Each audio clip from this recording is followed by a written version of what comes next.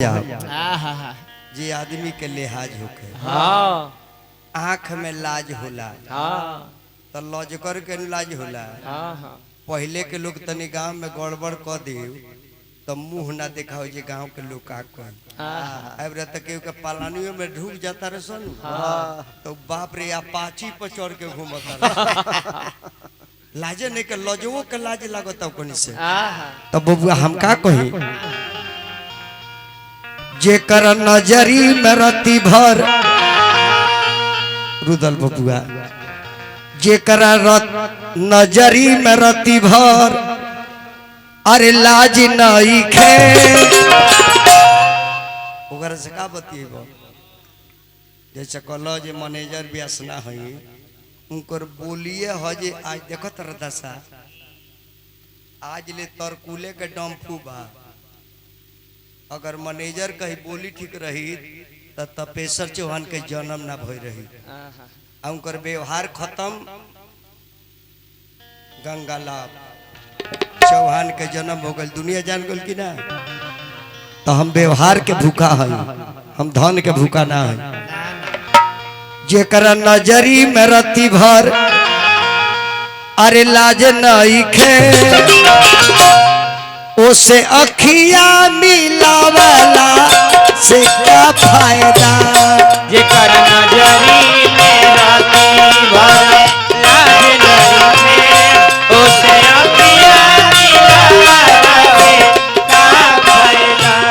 जेकर नजरी में रति भर लाज नहीं खे उसे अखिया मिला के क्या फायदा।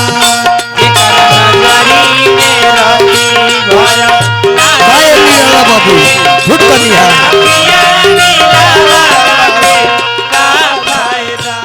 जिक्र नजरी में रति भर लाज नहीं खे उसे अखिया मिला के का फायदा।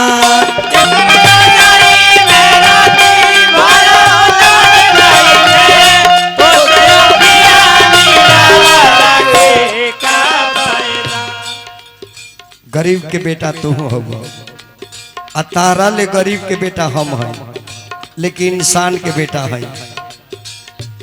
जेकरा खर्ची चलत बा इज्जत बेच के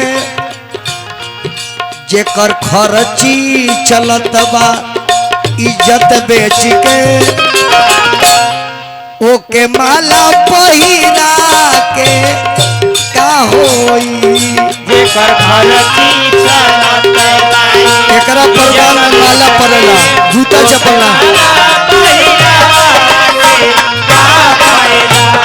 माला वाला कलकार है जूता वाला ना।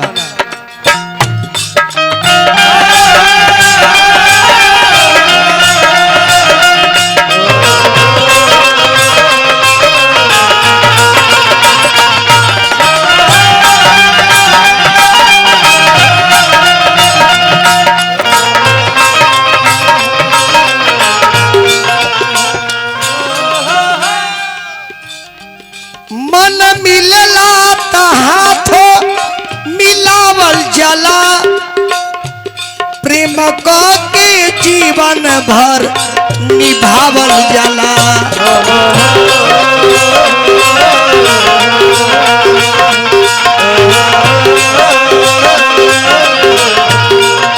पंखो रहने कलो पंखो तने में घुमा लो। मन मिलला त हाथो मिलावल जला प्रेम को के जीवन भर निभावल जला। जेकरा दिलवे में मैला भरल होखे जेकरा दिलवे में मैला भरल होखे उसे हथवो मिला के का फायदा। जेकर दिलवे में मैला भरल होखे उसे हथवो मिला के का फायदा। जेकर दिलवा में मैला भरल होखे ओके हथवो मिला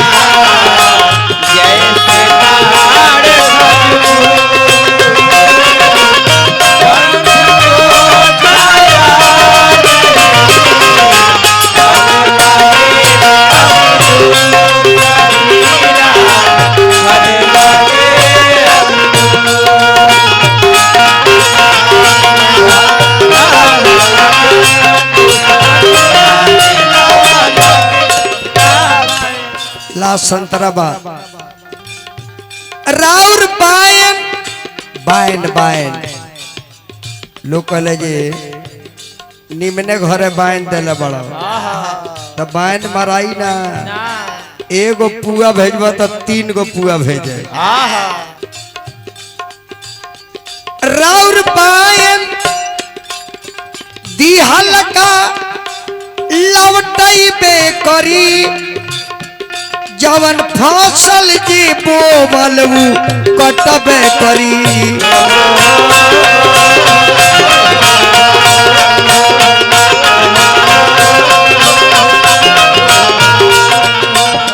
बायन डांड ना जाला क्योंकि बेटी बहन के संग नाजायज कर तोरो बेटी बहन के संग हुई कौन गरीब के सदे तोहरो के केहू सताई केहू के जमीन जोतब तोहरो केहू जोती केहू के इज्जत लेब तोहरो केहू ली दुनिया जो जो रागर बा ऐसे ही मत सोचे जो हम 20 बानी राउर बायन दी हलका लवटई बे करी जवन फसल जी बोवलू कटबे करी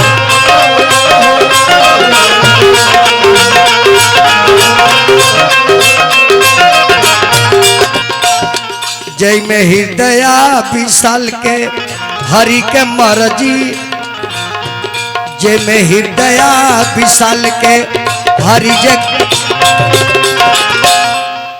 उसे अर्जी लगावाला से का फायदा जय में हृदय विशाल हरि के मरजी उसे अर्जी लगावाला से का फायदा होके जमन जे खुद गरजी उसे अर्जी लगावाला से का फायदा समझ लो कि ना चलिए वाह बरगद के गाछ है तरकुल का हुआ ऐसे मर का हुआ भाटवास के हुआ अब लाश मरुआ के निर्गुण सुनाए जन बबुआ सुनौनी है।